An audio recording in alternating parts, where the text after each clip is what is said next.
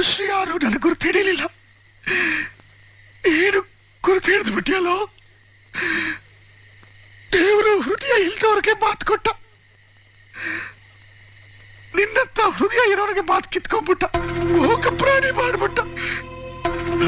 ಬರ್ತೀನಿ ಕಡೋ ಪುಣ್ಯ, ನೀನ್ ಬಿಟ್ರೆ ನನಗೆ ಏನು ತಾಯಿ ಪ್ರಯೋಜನ ಆಗ್ಲಿಲ್ಲ.